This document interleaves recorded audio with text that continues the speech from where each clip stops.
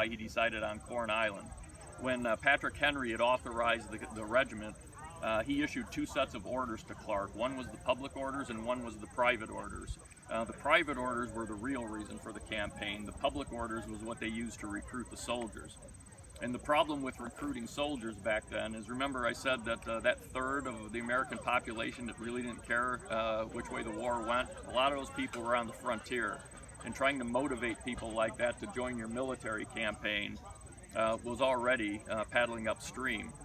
The thing he had going for him was all of these people had been touched by the Indian raids of Kentucky. If a member of their family hadn't been killed, they knew somebody who had been, and there was bloodlust on the frontier for the Indians. So and the other problem was you're pulling from the same pool that every other military force was pulling from. So the Continental Army is recruiting, the Virginia State Forces are recruiting, you got your various militias, and they're all trying to get soldiers from the exact same group. So Clark knows that he's got an uphill battle trying to raise this regiment. So when he recruits his troops, he gives them the public orders, which is, we're going into Indian country and we're going to kill Indians. Now you can get a lot of people on the frontier motivated for that because, again, there was just bloodlust on the frontier for the Indians after what had been happening the last 2 years in Kentucky. The other thing that they offered them was a 300-acre land grant. And that was massive because these people on the frontier frequently lost their lands because they're illiterate, uneducated, and when they claimed land, they literally did it just by blazing trees, which supposedly laid a legal claim. But when the real legal minds showed up, the lawyers, the surveyors, the land speculators, and they were able to lay out the land and come up with proper legal title and deed to it, they were always pushing the people of the frontier off their land, which is why they kept going further and further west.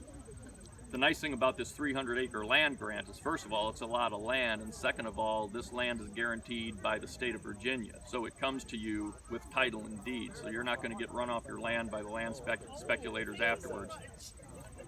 So with that, he is able to raise his regiment. Again, not anywhere near the number he was supposed to. He's supposed to get up to 350. He got 150, but he at least has a military force. So at Corn Island, Clark decides this is the point where he's going to reveal the real reason for the expedition, the private orders, and he knows that there's going to be a lot of unhappiness and possibly mutiny. So he orders the island to be cordoned by some of his trusted soldiers, not to protect from invasion from without by the Indian. It's to protect against mutiny and fleeing from the inside. So he reveals the real nature of the campaign, and he says, no, we're not going into Indian country. We're going to do this indirectly. We're going into Illinois, and we're going to attack these British outposts and take control of them so they can no longer pay the Indians to raid Kentucky. There's a lot of grumbling and dissatisfaction with that, but Clark is kind of holding the upper hand because they had come all the way down the Ohio River from Fort Pitt, and Clark controlled the boats, and nobody knew the overland way back. The Cumberland Gap and the Wilderness Road weren't really well established and well traveled yet. Clark had the boats, and you would have to pole your way all the way upstream to get back. The problem was the Kentucky militia. They came overland. They weren't far away from home, and they knew how to get back there. So one of the lieutenants from the Kentucky militia starts trying to get support for his troops to flee. So in the course of the night, he rounds up some of his troops. They find an opening in the sentries in a spot that was fordable across the river, and they take off from Corn Island, and they're headed for home. Clark finds out about it in the morning, and he sends a force to ride them down and bring them back. They were able to catch just a very small number of them and bring them back, but the vast majority of them were able to successfully get back to their settlements in Kentucky, and to their eternal shame, because when they got back to their settlements in Kentucky and the settlers found out that they had deserted, those people were just put to shame for the rest of their lives. They would have been far better off to stay with Clark and partake in his glory, especially because, as it would turn out, for the entirety of this campaign, and you'll hear later about how brutal it was, Clark never lost a single man. So anyways, upon learning now that some of the Kentucky militia had successfully deserted, Clark knows that that's going to be catching. once troops realize that, hey, others are deserting and they're able to get away with it, that's going to be a virus that's going to spread. So he immediately decides we need to kick off this campaign now. He wasn't quite ready, but he says we have to leave now. So he calls a meeting of all of his troops, and he tells them, it's time to go. You know what the mission is now, and we're leaving. We decided to send the Kentucky militia home. Now, Clark was a very good liar. He was also what we would, from our time, call a master of psychology. That term didn't exist then, but he was absolutely a master of psychology. And he tells the rest of the troops, yeah, I talked about it with my officers last night, and we decided we got plenty of guys. He absolutely did not. He had less than half of what he needed. He goes, yeah, we got plenty of guys, and the Kentucky settlements need those guys far more than we do. So we decided we would send some of the Kentucky militia back home, and we're just getting in the water now. So they do. They round everybody up. They get back on their boats. They shoot the Falls of the Ohio right during a solar eclipse. So the funny thing about it is we know the exact day they did it, and we know pretty much the exact time they did it. He also left instructions. Remember, he came downriver with a bunch of settlers. And Corn Island was never a good spot to build a settlement. He just did it to protect against desertion. So when he left all of those civilians behind, and he left instructions for them to move to the mainland and build a fortification and a settlement there, which is Louisville, Kentucky. And if you're ever down in Louisville as they call it, they still recognize George Rogers Clark as being the father of Louisville, because he literally was. And that first settlement at Louisville was those Kentucky refugees that were returning and came down to Corn Island with Clark as the escort. So now Clark and his regiment get back in the water, and they start going down the Ohio again. And Clark knew, and keep in mind, when I tell you these stories about Clark, he's 25 years old. He had no professional military training, and outside of serving for the blink of an eye as a militia officer in the Virginia militia during Lord Dunmore's war, he has no military experience. He was just a natural-born leader. A year before this campaign was even authorized, he placed spies in the Illinois river towns, Cahokia and Kaskaskia, to give him intelligence on what the lay of the land looks like. What kind of fortifications are there, how heavily garrisoned are there, what kind of lookouts do they have. So he was operating on the basis of intelligence. The problem was that intelligence was a year old. But what he knew is that the French were expecting, and when I say French, all those towns were French. They were explored by the French, they were settled by the French, and they were still populated by the French. They were exclusively French towns. It's just that after the French lost the French and Indian War and had to give up their North American land holdings, the French settlers were allowed to stay as long as they renounced their allegiance to the French king and swore an oath of allegiance to the British king.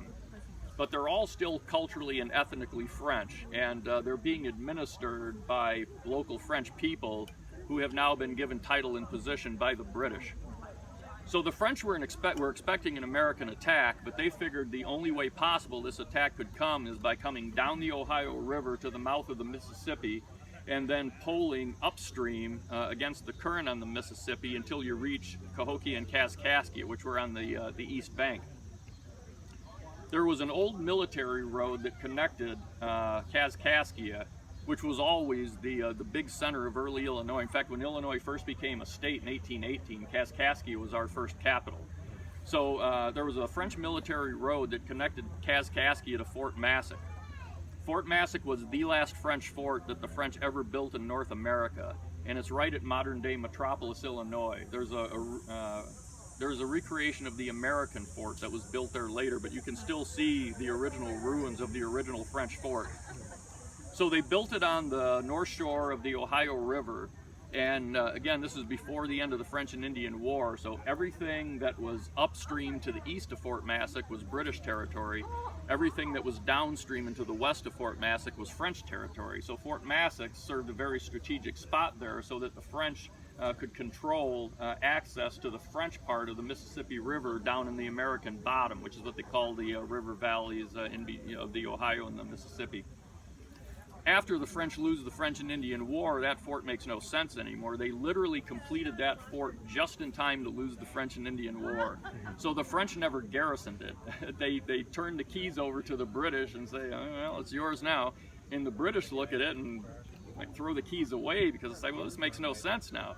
You know, when it was Britain here and France there, this was strategic. Now that it's Britain there and Britain there, what's the point of this?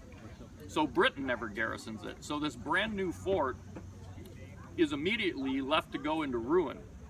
And that road that connected it to Kaskaskia is also not maintained because it was the only place it went. It went from Kaskaskia to one place and one place only, and that was Fort Massac. And when Fort Massac no longer exists, it literally becomes the road to nowhere, so they stop maintaining it. So because it's not maintained, no travelers are using it, and this is what Clark knew, nobody's guarding it. So Clark decides, rather than going down the Ohio to the Mississippi and up the Mississippi, he's going down the Ohio to Fort Massac. He's going to put ashore there because he knows it's abandoned, and he's going to take that old, unguarded, abandoned French military road up to Kaskaskia. As he's doing that, he comes across a party of long hunters, and now long hunters are professional hunters and trappers. These are the backwoodsmen, the over-the-mountain men, the people who spend their entire lives doing nothing but hunting and trapping, you know, deep in the bush. He comes across a party of them at the mouth of the Tennessee River, and he has no idea who they are because this is what they look like. And there's no way to tell what nationality they are. They could be American, they could be French, they could be British, and if they're American, they might be patriot, they might be loyalist. Clark's mission had to be done with utmost surprise and secrecy to work. So he's been spotted. So he needs to detain these people and find out who they are. So you know, he pulls them ashore, detains them, starts questioning them. It turns out it was a hunting party led by a guy named John Duff. We don't know the names of any of the other people in the party or even how many there were, but we know the leader was called John Duff. And he finds out from interrogating these people that they are in fact American, they are in fact supportive of the Patriot cause, so that's good. But the best part of it was, guess where they had just come from? Kaskaskia. So now, Clark's no longer operating on the basis of year-old stale intelligence, he's operating on the basis of week-old intelligence. So now he knows exactly what the current situation of Kaskaskia is. He also asked these people if they want to join his campaign, and they all enthusiastically do it. So now he has guides. Remember, this old road has been abandoned, and this is now 1778. This is late June of 1778. That road hasn't been maintained since it was abandoned in 1765. So it's not like trying to follow a modern road. Well, these guys know the way, so they offer to serve as guides for the regiment.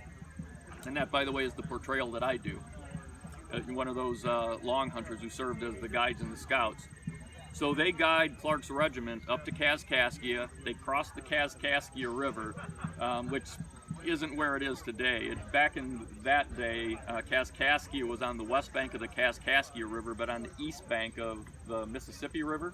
What happened is during a flood, the Mississippi River jumped its bank and flowed into the Kaskaskia River channel.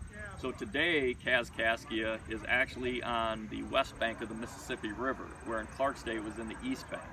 So if you go to Kaskaskia today, you can't get there from Illinois, even though it's one of the weird, tiny little parts of Illinois that's on the west side of the Mississippi River. In order to get to Kaskaskia, you have to cross the bridge at Chester and drive into Missouri and come to Kaskaskia from the backside. So anyways, they go to the Kaskaskia River. There was a fort named Fort Gage that was a British fort that overlooked the river. They captured Fort Gage, got some boats, went across the river, landed north of the town of Kaskaskia, moved down through the town and surrounded it and laid siege to it completely by surprise. Nobody had any idea that they were there. They literally kicked in the door of the French governor of Kaskaskia, again, acting under British authority. His name was Rocheblave, and he hated us. They kick in his door and announce that we're Virginians and we're in charge now, and they put the entire city on lockdown. They give orders that nobody is to leave their house, and any man that they see on the streets is going to be immediately shot. So they leave this situation this way for a couple of days while they see how things are going to settle out. The French are absolutely terrified of the Virginians, and they are certain that the men are going to be put to death and the women and children are going to be sold into slavery, because the British have told them, as they told the Indians, what horrible savage butchers the Long Knives are. And by the time Clark's regiment made it, remember, all the way from Fort Pitt to the Mississippi River in the 18th century with no supply in between, they looked absolutely savage. In fact, Clark said, by the time we got to the Mississippi River, in his exact words, we bore a very savage appearance and were nearly naked. And this just played into the image that the French inhabitants had of the Americans. I think the best modern example is when you look at the closing days of World War II on the island of Okinawa. You had the Japanese soldiers, but you also had the local Okinawan civilians, and the Japanese had told the civilians what barbarous, murderous savages the Marines were, and the horrible fate that was going to befall these people if they fell to the Marines. So you had women and children going to the cliffs and jumping off to commit suicide rather than be captured by the Marines. That's the way the French people saw what they called the Long Knives, George Rogers Clark's Illinois regiment. So these people are terrified. They're sure that they're going to meet a very sad end. And they're all Catholic. And they had a local priest named Father Pierre Gibault. And they talked to their priest and they asked if he would be their intermediary between them and Clark. And if he would ask that before Clark does whatever he's going to do with them, if they can be allowed to have one more mass in their church and say their final goodbyes to each other before they meet their end. And the British, by the way, were rabidly anti-Catholic. So one of the things they did when they took over these French towns is they wouldn't allow them to practice Catholicism anymore. So the French hadn't been able to have a mass in that church for